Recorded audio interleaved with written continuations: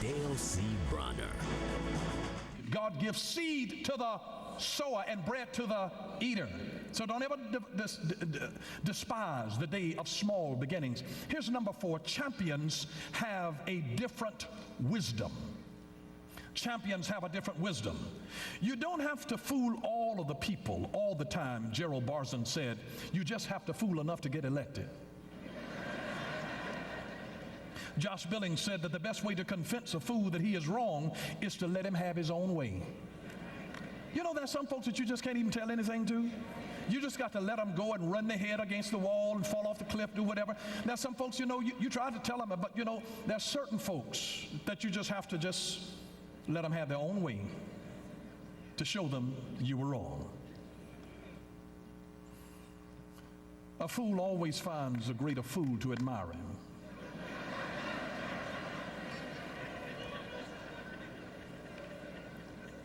You'd be surprised. I'm amazed at how gullible some people are. Here's something that my oldest brother said. Thought it was worth repeating, but he said, it is not our circumstance that makes the most difference in life. It's our choices in our circumstances. It's not our circumstances. It's not how you were born that matters, because you determine the way you die. It's not our circumstance that makes the most difference in life. It's our choices in our circumstances. It's our choices in our circumstances. C.S. Lewis said that the next best thing to being wise yourself is to live in a circle of those who are. Champions have a different wisdom. Champions have a different wisdom. They have a different wisdom. Proverbs chapter 13 and verse 20 says, he that walketh with wise men shall be wise, but a companion of fools shall be destroyed. He didn't even say that you had to have wisdom to walk with wise people. But you've got to at least have enough sense to walk with somebody who's got some sense. And the promise is that if you'll walk with somebody who's got some sense, keep your mouth closed, because you've got one mouth and 2 ears and 2 eyes, so you can do twice as much looking and twice as much listening as you do speaking, and get around somebody wise, soak it in, and learn. He that walks with wise men, she that walks with wise folks shall be wise, but a companion of fools shall be destroyed. The only reason that people choose to be a companion of fools because you're going to have a good time. You will have a good time. There's no question about it. You will have a good time. David was wise enough not to fight Goliath with untested weapons, because champions have a different wisdom. He wouldn't fight Goliath with Saul's weaponry. Saul took all of his armor, his big heavy sword, his big heavy helmet, and all of that, and gave it to David. And David said, you know, he was operating with a different wisdom. David says, listen, I know how to operate my slingshot with some rocks, but I don't know anything about all the heavy stuff. I can't operate. I've never tested that. You don't go to war with untested weapons. That's why he decided to use his sling and his rocks and not a sword. He had to use that he was already comfortable in operating. There's more than one way to skin a cat. Anytime that people are telling you that there's only one way to do it, they are micromanagers who are narrow-minded in their own scope. There's more than one way to get the job done. There's more than one way to get the job done. And so you have to do that which is comfortable for you. Somebody's presenting to you a sophisticated cake plan, but you got a cornbread plan. Go ahead and rock it with your cornbread plan.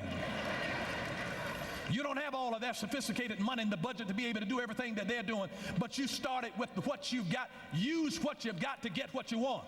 You got to have some old mother wit. My God, we got a lot of smart folks in the world, but not many wise. A lot of educated folks, but not many wise. A lot of people with degrees, but not many wise. I've never seen so many ignorant folks with master's degrees.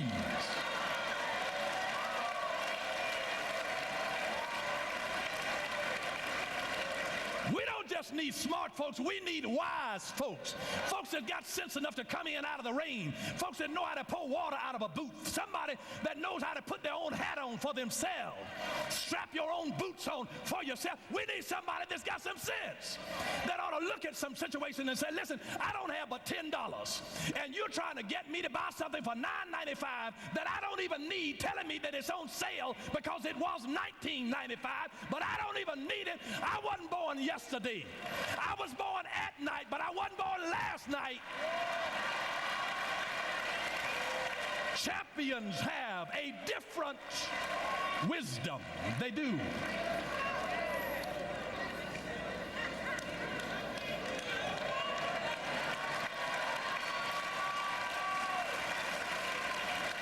Can I give you a word of wisdom? Half of the troubles of this life can be traced to people saying yes too quickly and no not soon enough. It's when you say yes too quickly and no not soon enough. Sometimes when you really want wisdom, I'm a seeker after wisdom and truth. And I cannot tell you sometimes how I will just sit out in nature, because the heavens, the earth, they declare the glory of God.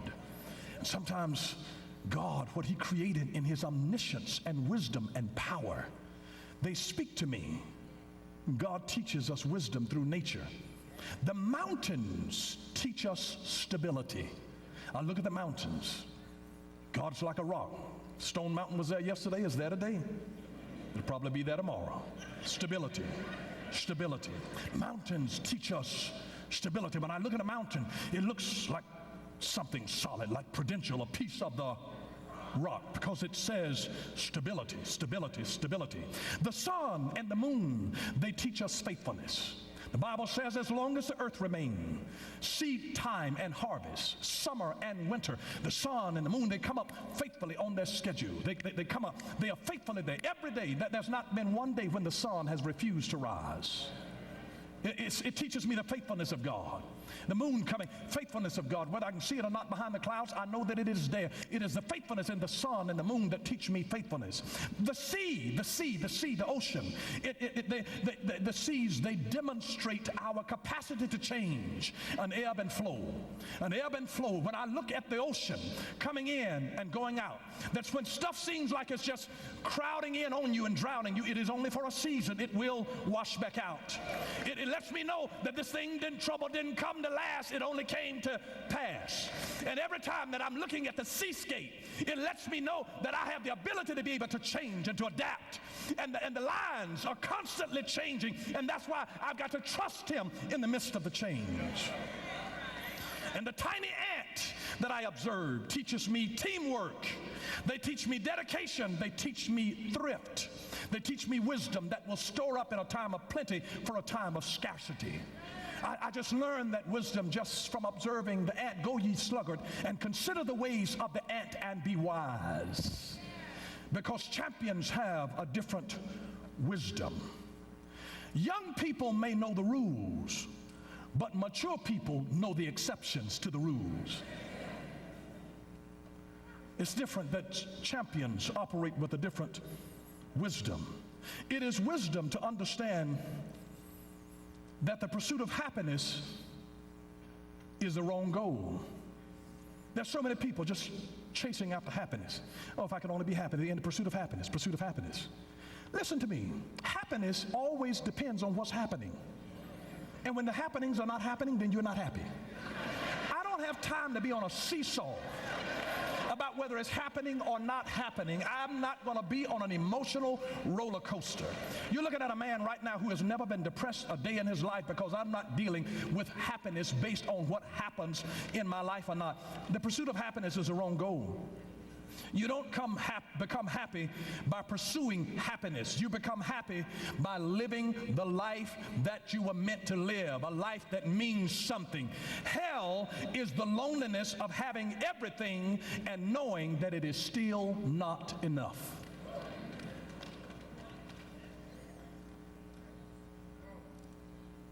The same little new house that made you happy at one time will have you cussing in it the next moment. The same new car that had you happy for 2 weeks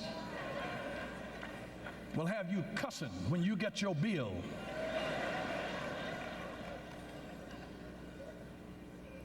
Your happiness is based on what you become and the meaning that flows out of your life. May I just say this to you, that no man, no woman chooses evil because it is evil.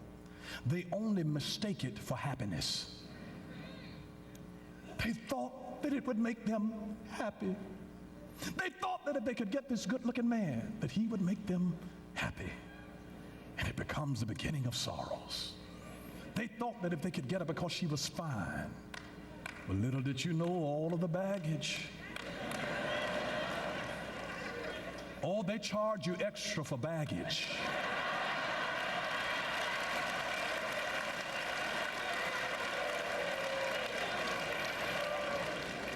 And sometimes when people want to roll with you, you better count the costs and say, you know what, I can afford to take you. But with all of this other baggage that you're bringing on the trip, it's going to cost you extra. And sometimes you have to stand back and say, you know what, I could give you a ride, but if it wasn't just you, but you got 6 trunks full of, I don't even have room enough to carry you, and so see ya, wouldn't want to be ya, peace out.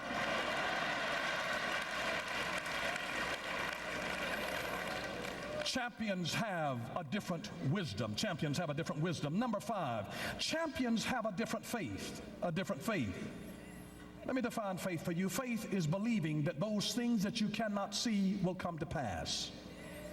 Faith is believing that those things that you cannot see will come to pass. Now let me define fear for you. Fear is believing that those things that you cannot see will come to pass. Let me review the definition of faith. Faith is believing that those things that you cannot see will come to pass. Now let me review the definition for fear. Fear is believing that those things that you cannot see will come to pass. Fear is nothing but faith in reverse. Both of them are an expectation. Faith expects the best to happen. Fear expects the worst to happen. But faith is really seeing like God sees. Have the faith to believe that one is never too small a number to make a difference. One is never too small of a number to make a difference. If you think that one is too small of a number to make a difference, you've never had a mosquito in your bed. Just one, just one. Just one. You've never driven in the car with a gnat. I know some people who's almost killed themselves swatting at one gnat that got in the car, and you're about to make it total your whole car out because one is never too small a number to make a difference. Never too small a number to make a difference. I love what Robert Eldon said. He said that there is not enough darkness in the world to put out the light of even one small candle. You ought to be a light in a dark world. Don't curse the darkness, light a candle. This little light of mine, I'm going to let it shine. You may not be much, but listen, the light of one candle, just one small candle, there's not enough darkness in the world to put out your light. Not enough darkness. Champions have a different faith. Dr. Martin Luther King Jr. said, you take the first step in faith. He said, you don't have to see the whole staircase, just take the first step. Take the first step. His word is a light unto my feet and a lamp unto my pathway. Just take the first step. The evidence of faith is your obedience. Obedience, it is the evidence of your faith. You show me your faith without your works, and I'll show you my faith by my works. You have to have something that says, I believe. Obedience is the real way that you believe. How can I say that I have faith that it won't rain and I'm walking out with an umbrella in my hand? Your action is the thing that has to corroborate your faith. Faith without works is dead, and dead faith does not work. And so you have to be willing sometimes when you get in with faith, you have to be determined. Like the man that got into the telephone booth. And some of you all are old enough to remember when we had telephone booths that you could go into, and there was a big telephone book connected by a metal cord. The man got in at dusk one night, and he was trying to read a number, and he could barely see it, so he held the door of the booth open so that the light coming from the street light would illuminate the page well enough for him to be able to see the number. And a little boy walking down the street said to him, sir, if you will get all the way in and shut the door, a light will come on. And that's what happens in our relationship with God. If you'll get all of the way in, you can't half step. You got to get all of the way in and shut the door. and a light will come on. Some folks have never had the light to come on because they refuse to trust him with everything. They won't trust him all the way. They won't shut the door. And the light does not come on until you get in all the way and shut the door. When you shut the door on past relationships, on doubts, on other habits from the past, when you shut the door on it, a light will come on. Champions have a different faith. They have a different faith. They walk with a different determination in their hearts. I've told you that when you walk with the faith of a champion realizes that it was the blood of Jesus Christ that broke the curse. But a champion who has the proper faith realizes it's not just the blood that breaks the curse. Our problem is not that the curse is not broken, it is that the course is not corrected. And the curse is in the course. And Jesus' blood broke the curse. But if you stay on the same course that grandmama was on that gave her cancer, you stay on that same course with the same diet, with the same lifestyle, with the same stress, you'll have cancer. Even though you're pleading the blood, that the blood broke the curse. Yes, it broke the curse, but you've got to correct the course. And when you champions have a different faith that says, I'm not going that same way. When you have a different faith that causes you to walk in a different direction, you begin to walk not in the ways of the world, not keep on doing the same thing. That's insanity, to keep on doing the same thing and expect a different result. You take the courage of the faith that is the vision of God. God shows you a different way, and his word becomes a lamp unto your feet and a light unto your pathway. God just wants to give you enough illumination to know the next step. Wisdom is just knowing the next step. It's knowing the next step. You don't have to see the whole full outcome. It is just knowing the next step to take. All that you need is just the next step.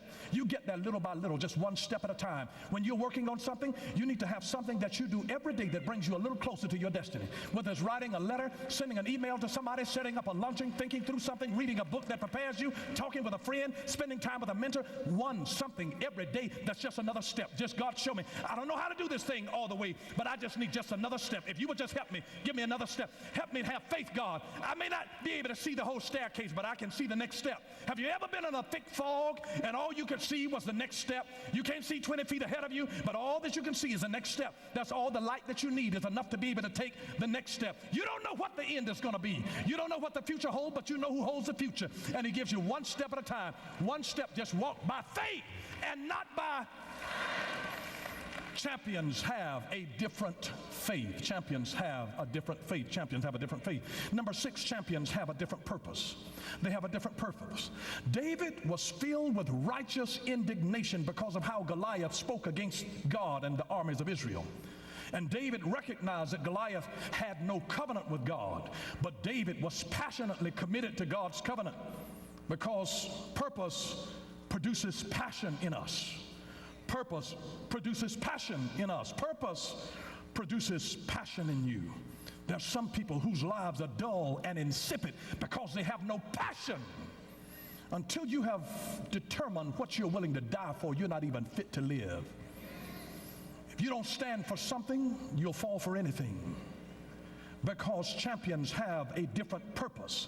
They live life with purpose, on purpose, and for purpose. And they understand that it is when I am in pursuit of my purpose that I find my happiness. You find happiness not because you seek after happiness, but because you seek significance through the purpose that God put you in the earth to do. There's something that you ought to be able to say that, God, I know that you put this in me, and I want to die. When I die, I want to die empty because I have expended your purpose that you gave to me in my life.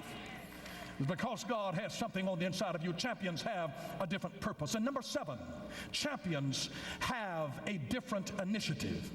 They have a different initiative. David didn't sit at home and just wait for something to happen. He didn't sit at home waiting for his ship to come in. He went after it.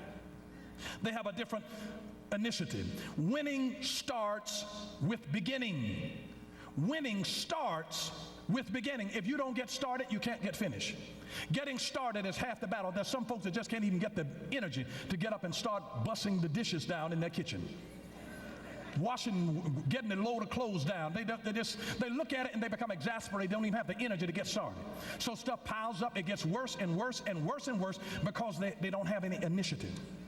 No one really knows what it is to live until they can truly say these 11 great verbs of life. I am. I am. Write down I am. I am is the power of self-knowledge. You don't know who you are in God. You're going to suffer. I am. You got to know who you are. If you don't know who you are, you'll misbehave. The devil will trick you out of your identity and make you act like one of his children because you don't realize your identity in him. I am. I am. These are 11 powerful verbs that help you to even know who you are because you have a different initiative. I think is the power to investigate. I think. This is the power to investigate. Always investigate before you invest. I think. Don't just go by what the status quo is. Don't just go based on what somebody told you. You're an intelligent being. God gave you the capacity to be able to think. Animals can't think. They operate on instinct, but we have the ability to think. We think. The power to investigate. The power to investigate. Then write this down. I know. This is the power to master facts. The power to master facts. There ought to be some things that you know. The Bible teaches in Proverbs 11:9 that the righteous are delivered through knowledge. There's something that you ought to know. I know the power to master facts. Here's the next one. I feel. It is the power to appreciate. It is the power to value. It is the power to love. I feel. I know people who live life and have no passion. They have no feeling. They take no initiative. Here's the next one. I wonder. This is the power of reverence. Oh, Lord, my God, I behold you in awesome wonder. I just wonder the power of reverence, of curiosity, of worship. I wonder. Then here's the next one. I see. This is the power of insight. The power of insight. This is the power of imagination. This is the power of vision. I see. Then the next one, I believe. This is the power of adventurous faith. You got to take initiative to believe something. I believe. The power of adventurous faith. I believe. The next one is simply, I can. This is power to act and skill to accomplish. Power to act and skill to accomplish. I can. Then the next one is I ought. This is the power of conscience, the moral imperative of what you know that you ought to do. I ought. You ought to have some things that drive you because you ought to do it. Doing what you know that you should do, what you ought to do, when you ought to do it, whether you feel like it or not, taking the initiative of I ought. The next one is I will, the most powerful language. Two words in the English language, I will. That's willpower, that's loyalty to duty, that is consecration. I will. And then I serve. We're not brought here to be served, we are brought here to serve. That's power to be useful, devotion to a cause. David asked the question, is there not a cause? He didn't wait for somebody to send for him. David went down to the battle and volunteered himself. He went down to the battle and volunteered himself. You don't have to be great to start, but you've got to start in order to be great. You've got to have initiative. Stop being the first to know and the last to act, because getting started is half the battle. And if you're going to be a champion, you're going to have to start taking initiative to say, I see a fight that needs to be fought, and I'm volunteering for the fight. I'm in this thing for the long haul. I'm going to see God do something great in my life. I want to be a champion for him.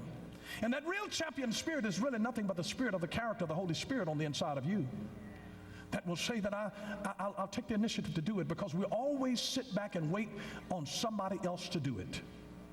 And bad things happen when good people do nothing. And if not now, when? If not you, who? You start where you are and use what you've got and allow God to make a champion out of you. There's a champion on the inside of you that's rising up. It is a champion that is in you that refuses to let you quit. I know that you want to throw in the towel, and there have been so many times that you said, I'm sick of this. I'm tired of serving folks, and the very people that you have tried to help, they hurt you. They stab you in the back. They act as though what you have tried to do to try to help them meant absolutely nothing to you. And sometimes you wonder, is what I am doing even making a difference in anybody's life? I don't know anybody who's ever served people who at some points or another been tempted to quit. I know some who've already resigned and said, Lord, that's it. I'm finished. Lord, these people that thou hast given to me, your people, Lord. And they wanted to resign on him and said, God, you take them. You take them. That's not even for me. You take them. You take them. There's something that God wants to be able to have on the inside of you, to where you have the wisdom of a champion, where you have the perspective of a champion, the courage of a champion. He wants you to be able to take on the whole nature of a profile of a champion, so that God raises in you that which is not afraid even to fail, because you win some and you learn some. The champion rises up and says that I know that this is not the best of who I am.